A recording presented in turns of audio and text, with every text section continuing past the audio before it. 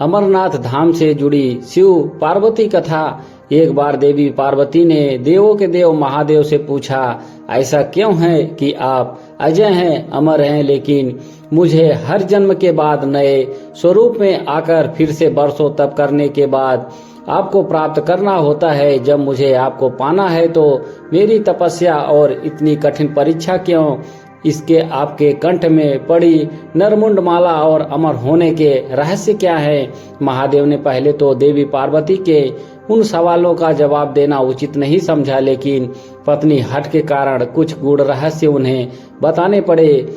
शिव महापुराण में मृत्यु से लेकर अजय अमर तक के कई प्रसंग हैं, जिनमें ये साधना से जुड़ी अमर कथा बड़ी रोचक है, जिसे भक्त जन अमर तत्व की कथा के रूप में जानते हैं। हर वर्ष हिम के आलय यानी हिमालय में अमरनाथ, कैलाश और मानसरोवर तीर्थ स्थलों में लाखों श्रद्धालु पहुंचते हैं, सैकड़ों किलोमीटर की पैदल यात्रा करते हैं। क्यों? यह विश्वास यूं ही नहीं उपजा शिव के प्रिय अधिक मास अथवा आषाढ़ पूर्णिमा के श्रावण मास तक की पूर्णिमा के बीच अमरनाथ की यात्रा भक्तों को खुद से जुड़े रहस्यों के कारण और प्रासंगिक लगती है। पौराणिक मान्यताओं के अनुसार अमरनाथ की गुफा भी वह स्थान है जहां भगवान शिव ने पार्वती को अमर होने के गुप्त रहस्य बतलाए थे। उस दौरान उन दो ज्योतिषियों के अलावा तीसरा वहां कोई प्राणी नहीं था, ना महादेव का नंदी और न ही उनका नाग, ना सिर पे गंगा और ना ही गणपति कार्तिकेय।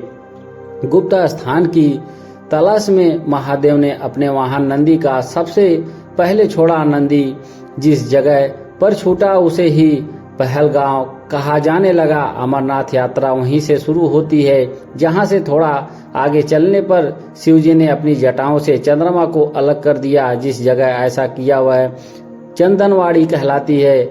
इसके बाद गंगा जी को पंचतरणी में और कंठभूषण सर्पों को शेषनाग पर छोड़ दिया। इस प्रकार इस पड़ाव का नाम शेषनाग पड़ा। अमरनाथ यात्रा में पहलगाम के बाद अगला पड़ाव है गणेश टाप। मान्यता है कि इसी स्थान पर महादेव ने पुत्र गणेश को छोड़ा। इस जगह को महागुड़ा का पर्वत भी कहते हैं। इसके बाद महादेव ने जहां पिशु नामक कीड़े को त्यागा, वह जगह पिशु घाटी है।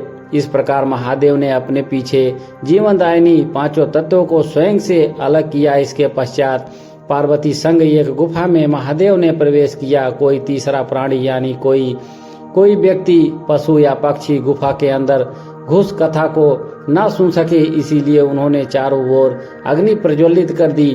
फिर महादेव ने जीवन के गूढ़ रहस्य की कथा शुरू कर दी। कहा जाता है कि कथा सुनते सुनते देवी पार्वती को नींद आ गई, वह सो गई और महादेव को यह पता नहीं चला, वह सुनाते रहे। यह कथा इस समय दो सफेद कबूतर सुन रहे थे और बीच बीच में गूंगों की आवाज निकाल रहे थे। महादेव को लगा कि पार्वती मुझे सुन रही है और बीच बीच में हुंकार भर रही है। क्योंकि वैसे भी भोले अपने में मगन थे, तो सुनाने के अलावा ध्यान कबूतरों पर नहीं गया। दोनों कबूतर सुनते रहे। जब कथा समाप्त होने पर महादेव का ध्यान पार्वती पर गया तो उन्हें पता चला कि वे तो सो रही हैं, तो कथा सुन कौन रहा था? उनकी दृष्टि तब दो कबूतरों पर पड़ी तो महादेव को क्रोध आ गया। वही कबूतर का जोड़ा उनकी शरण में आ गया और बोला, भगवान, हमने आपसे अमर कथा सुनी है, यदि आप हमें मार देंगे तो यह कथा झूठी हो जाएगी, हमें पद प्रदान करें। इस पर महादेव ने उन्हें वर दिया कि तुम सदैव इस स्थान पर शिवा पार्वती के प्रतीक चिन्ह में निवास करोगे।